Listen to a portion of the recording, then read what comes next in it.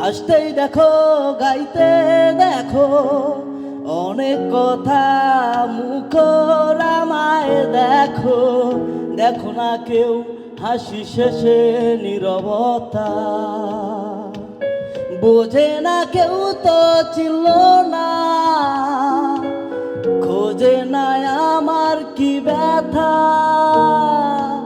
চেনার মতো কেউ ছিল না হে আমাকে। বোঝে না কেউ আচ্ছা কে তাহলে ঠিক হতো। জি স্যার। হ্যাঁ, আর আরেকটা জিনিস, আপনি আমার সাথে যেভাবে কথা বলছেন, জি স্যার, গানের সময় সেভাবে কথা বলছেন। আরেকজন যে কপি করলে বা আরেকজনের মতন স্টাইল করলে সেটা আপনার নিজের লস হবে। জি স্যার। আমার নাম মোহাম্মদ মেহেদি হাসান, রংপুর জেলা থেকে। আমি লতিফুল ইসলাম শিবরির লেখা আয়ুব বচ্চু স্যারের শুরু করা হাসতে দেখো গাইতে দেখো গানটা বলবো। হাসতেই দেখো গাইতেই দেখো অনেক কথা মুখর আমায় দেখো, দেখো না কেউ হাসি শেষে নীরবতা। হাসতেই দেখো গাইতে দেখো অনেক কথা মুখর আমায় দেখো, দেখো না কেউ হাসি শেষে নীরবতা। বোঝে না কেউ তো ছিল না, খোঁজে না আমার কি ব্যথা, চেনার মতো কেউ ছিল না হে আমাকে।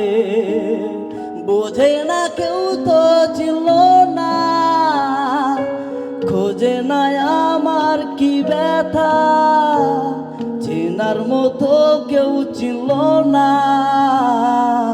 হে আমাকে।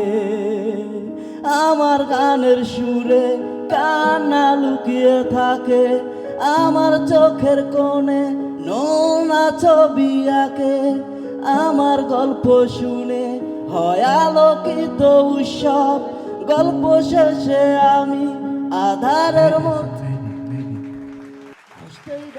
আচ্ছা কে তাহলে ঠিক হতো। জি স্যার। হ্যাঁ, আর আরেকটা জিনিস, আপনি আমার সাথে যেভাবে কথা বলছেন, জি স্যার, গানের সময় সেভাবে কথা বলছেন।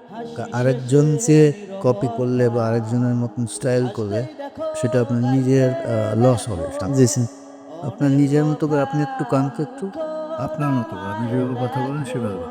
দেখো না কেউ হাসতেই দেখো গাইতে দেখো অনেক কথা মুখর আমায় দেখো, দেখো না কেউ হাসি শেষে নীরবতা।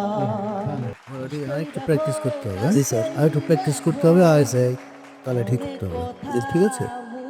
আর চেষ্টা করতে হবে নিজেরটা নিজের সাথে রাখার চেষ্টা করতে হবে। বাস এই তো, আর কিছু ভালো ভালো হচ্ছে। ঠিক আছে। হবই হব গানে গানে সেরা।